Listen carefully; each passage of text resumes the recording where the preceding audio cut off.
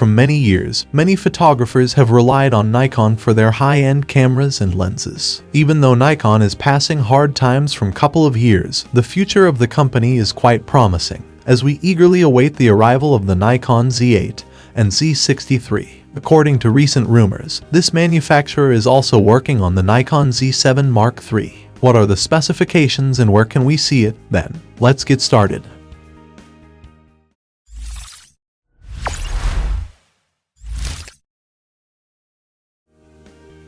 Well, comparing the Nikon Z7 Mark III to its predecessor for the Z7 Mark II, there are some key differences that are worth noting. Firstly, the Nikon Z7 Mark III will feature a higher resolution sensor than the predecessor. It'll supposedly boast a 61.2 megapixel sensor, while the Z7 Mark II has a 45.7 megapixel sensor. This means that the Z7 Mark III will be capable of capturing more detail and producing larger prints. Now, let's talk about video capabilities. While both cameras will shoot 4K video, but the Z7 Mark III will have a higher maximum frame rate of 60 FPS at a 1.2 times crop, or 120 FPS at 1.5 times crop, compared to the Z7 Mark II's 4K at 60 FPS video, with a 93% coverage of the sensor, or an approximately 1.08 times crop.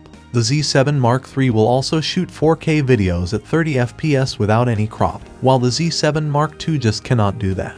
Both cameras have 5-axis and body image stabilization, but the Z7 Mark III's IBIS will provide up to 6 stops of stabilization, compared to the Z7 Mark II's 5-axis IBIS that provides 3x stabilization with adapted f-mount lenses. Now on paper, this may seem like a tiny update, but when capturing photos, this can potentially help a lot. And in terms of burst shooting, the Z7 Mark III will have a higher continuous shooting speed of 12 to 15 frames per second, compared to the Z7 Mark II's 10 FPS burst shooting with single-point autofocus. This makes the Z7 Mark III better suited for capturing fast-moving subjects. Design-wise, Mark III will share the same body structure as Mark II, but the Z7 Mark III will also feature a higher resolution electronic viewfinder with 5.76 million dots compared to the Z7 Mark II's 3.69 million dots. However, the Z7 Mark II and Mark III's 3.2 inches and 2.1 million dots rear LCD screen will be the same.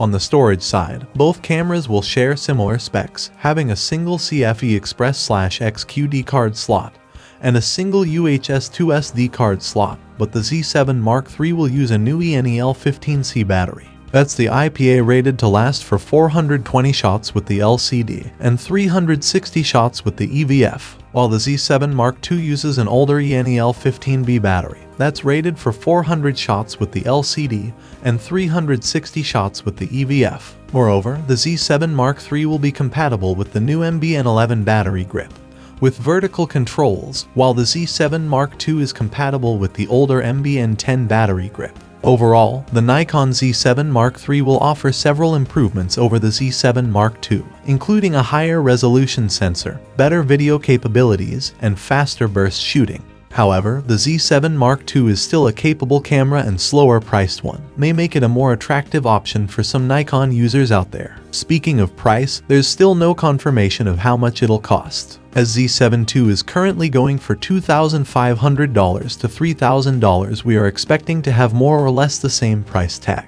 According to the sources, Nikon is also planning to bring the successor for the Nikon Z6 Mark III too after the release of the Z8 and Z8X, so we can hope to see the Z7 III in Q4 of 2023. Nikon's future camera lineup is looking extremely promising, though only if Nikon can pull these off properly. Consequently, what do you think about the upcoming Nikon Z7 Mark III? Post your comments in the space provided below. Thank you for watching. Please think about subscribing for more videos like this on your feed.